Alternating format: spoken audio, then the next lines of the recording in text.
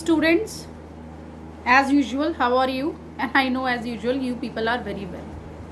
So students, yesterday we were discussing about Gandhi's arrival at Champaran, and at his arrival he found that most of the peasants are stricken, and he decided to make them free from fear first. That will be the best benefited work which he should do first, instead of taking their cases to the court and then file their cases, and then afterwards those cases will run for a long time. There will be a lot of money waste, time waste, and afterwards in proceeding they are getting nothing. So let's begin now. Ki what kind of things were happening as soon as Gandhi reached at the point. Yesterday we were talking about synthetic indigo. कल हम synthetic indigo की भी बात कर रहे थे जो Germany ने इन्वेंट की थी, और किस तरह से उनको कंपनसेशन देने के लिए कंपेल किया जा रहा था फार्मर्स को, और उसके आगे अब कंटिन्यू करते हैं, और इसी मोमेंट पे गांधी जी भी पहुंच गए थे. So let's continue. Page number 49. Student get ready with your pencil. Page number 49 with your book. Fingers on lines. Paragraph third or fourth. Third is only of single line. He began by trying to get the facts. Who is he here? Gandhi ji. How Gandhi ji started to work?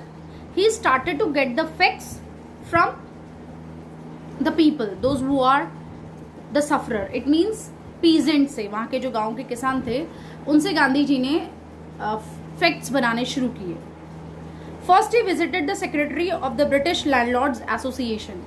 सबसे पहले उन्होंने secretary को visit किया जो British landlord association का था. The secretary told him that they could give no information to an outsider. और straightforwardly बहुत इंसल्ट की सेक्रेटरी ने, और गांधी जी से कहा कि मैं एक आउटसाइडर को ये इन्फॉर्मेशन नहीं दूंगा. मतलब आउटसाइडर इसलिए बिकॉज गांधी जी उस चंपारण को नहीं बिलोंग करते थे, उस प्लेस को, तो इसलिए गांधी जी को वो एक आउटसाइडर की तरह ट्रीट करते हैं. Gandhi answer that he was no outsider. और गांधी जी ने इसका जवाब दिया, मैं कोई आउटसाइडर नहीं हूँ. I am of the same country, so I am not an outsider, so don't treat me like an outsider. Next, Gandhi called on the British official commissioner of the Tirhut division, in which the Champaran district lay. The commissioner, Gandhi reports, proceeded to bully me. उसके बाद गांधी जी को official commissioner जो कि तिरहुट division के थे, उन्होंने उनको call किया, ऑफिशियली बुलाया, ठीक है, विच द चंपारण डिस्ट्रिक्ट ले. और उसमें क्या लिखा था, जो चंपारण डिस्ट्रिक्ट की ले में आता था, the commissioner Gandhi report, Gandhi ji ने लिखा था, प्रोसीडेड टू बुली. बुली मतलब होता है जोर जबरदस्ती करके धक्का देके निकाल देना. बुली मी मतलब Gandhi ji, and advise me to forth to leave Tirhut. मतलब उन्होंने मुझे फिजिकली फोर्स करके मुझे उन्होंने निकालने की कोशिश की, तिरहुट डिवीजन के जो वहाँ पे कमिश्नर थे. Gandhi did not leave. लेकिन गांधी जी ने इसमें भी अपना इरादा नहीं बदला, वो नहीं छोड़ के गए. Instead he proceeded to Motihari. Instead of that उन्होंने मोतिहारी की तरफ प्रोसीड किया, जो कि कैपिटल था चंपारण का. Several lawyers accompanied him. बहुत सारे लॉयर्स ने उनको ज्वाइन किया. At the railway station a vast multitude greeted Gandhi. और रेलवे स्टेशन में बहुत सारे लोग आए जिन्होंने गांधी जी को ग्रीट किया. He went to a house and using it as headquarters. वो उनके घर गए और उन्होंने एक गांधी जी एक घर में गए, एक किसान के घर में गए, और उन्होंने उसको एक हेडक्वार्टर की तरह यूज किया. Continued his investigation. और उसी पे ही उसको ऑफिस बना के अपनी इन्वेस्टिगेशन वहीं से कंटिन्यू करी. A report came in that a peasant had been maltreated. और इन बिटवीन जब वो इन्वेस्टिगेशन कर रहे थे तो एक रिपोर्ट आती है कि किसी दूसरे फला गांव में एक पीजेंट को मैलट्रीटेड किया जा रहा है. मैलट्रीटेड मतलब कि उसके साथ गलत सलूक और गलत व्यवहार किया जा रहा है in a nearby village, एक सामने के पास के गाँव में. Gandhi decided to go and see. तो गांधी ने डिसाइड किया कि वो जाके देखते हैं. And the next morning he started out on the back of an elephant. और अगले मॉर्निंग वो उस किसान को जिसके साथ बदसलूकी हुई है उसको देखने के लिए एलिफेंट पे सवार होके जाने लगे. ही हैड नॉट प्रोसीडेड फार. ज्यादा दूर वो नहीं गए थे. When the police superintendents manager overtook him. Overtook him मतलब आगे निकल जाना या उनको रोक देना, आगे निकल के उनको बीच में स्टॉप किया.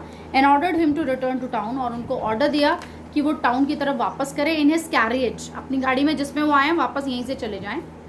The messenger drove Gandhi home. Messenger ने गांधी जी को घर छोड़ा. When he served him with an official notice. और उनको एक ऑफिशियल नोटिस भी पकड़ाया. और क्या था notice? To quit Champaran immediately. अभी के अभी चंपारण छोड़ के आप चले जाइए, यहाँ आपका कोई काम नहीं है, यहाँ से निकलिए. Gandhi signed a receipt, Gandhi ji ने रिसीप्ट साइन की for the notice and wrote it that he would disobey the order. मतलब रिपोर्ट जो नोटिस था वो तो साइन किया और साथ साथ में ये लिखा कि मैं इस ऑर्डर को नहीं मानता हूँ। डिसोबे मतलब नहीं मानना, I am not following this order, straight forward. In consequence, इसके परिणाम स्वरूप, और जब उन्होंने ऐसा किया तो उसका रिजल्ट क्या हुआ, Gandhi received a summons. Summons होता है ऑफिशियली किसी को कॉल करना, तो गांधी जी को ऑफिशियली कॉल किया गया था, किस लिए, to appear in court the next day.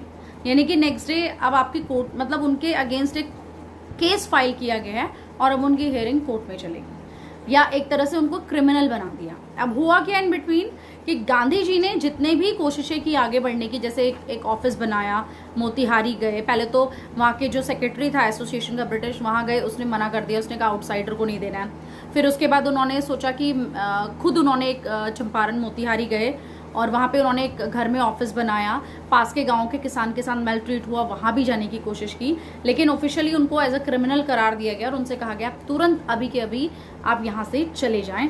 लेकिन गांधी जी ने वो ऑफिशियल ऑर्डर मानने से मना किया, जिसकी वजह से अब उन्हें कोर्ट में केस उनके ऊपर चलाया गया और उनको एक तरह से क्रिमिनल बना दिया गया। तो that's what there. Let's begin afterwards. Page number 50, paragraph 3। All night Gandhi remained awake. सारी रात गांधी जी जगे रहे। He telegraphed Rajendra Prasad to come from Bihar. उन्होंने राजेंद्र प्रसाद को टेलीग्राम किया कि आप बिहार से तुरंत आ जाइए। And with influential friends, influential मतलब जो बड़े प्रभावी व्यक्ति होते हैं या जो बहुत ज्यादा, मतलब जिनकी बहुत पावर होती है, जिनके आने से बड़ा फर्क पड़ता है, उनके आपस बहुत पावर होती है, तो ऐसे लोगों को भी अपने साथ आप लेकर आइए जो हमारी इस काम में मदद कर सकें। He sent instructions to the आश्रम, और आश्रम में भी उन्होंने इंस्ट्रक्शंस भेजे। He wired a full report to the viceroy, कि एक पूरी रिपोर्ट प्रॉपर तैयार की जाए वाइसराय से कि क्या हुआ, क्या नहीं हुआ, कैसे हुआ and all that. Clear. Morning found the town of Motihari black with the peasants. और सुबह सुबह क्या हुआ, मोतिहारी का जो टाउन था, पूरा का पूरा टाउन भरा हुआ था किससे, पीजेंट से। सारे किसान जो थे आसपास के गांव के या उस गांव के या जहां भी जो भी जिसको भी पता चला कि एक आदमी आया पतला दुबला सा और वो हमारी हेल्प करने आया है और अब जो है उसको जेल जाना पड़ रहा है एंड ऑल दैट, तो अगली सुबह क्या हुआ, पूरा टाउन जो है वो पीजेंट से भर गया। They did not know Gandhi is record in south Africa. और मजे की बात ये थी कि उनको गांधी जी के बारे में कुछ नहीं पता था कि ये इतने बड़े नेता हैं कांग्रेस के, या इन्होंने साउथ अफ्रीका में कितना बड़ा काम किया है, या ये ऐसे ऐसे इनको जानते हैं लोग, ऐसा किसानों को इस बारे में उनको कुछ नहीं पता था। उनको सिर्फ क्या पता था, what they know, they had merely heard, merely मतलब ओनली, उन्होंने सिर्फ ये सुना था कि एक Mahatma who wanted to help them, एक महात्मा जो हमारी हेल्प करने आया है और उसके साथ क्या हो रहा है, इन ट्रबल विद अथॉरिटीज। और उसको जो अथॉरिटीज हैं, अथॉरिटी मतलब यहाँ की जो ब्रिटिश है या जो अंग्रेज हैं, वो उनको ट्रबल करे, परेशान करे। सिर्फ उनको इतना पता था एक महात्मा जैसा आदमी आया है, वो उनकी मदद कर रहा है और उनको जो है ब्रिटिशर्स परेशान कर रहे हैं। तो इससे परेशानी से या इसके अगेंस्ट वो खड़े होके आ गए गांधी जी के फेवर में। That's what the point.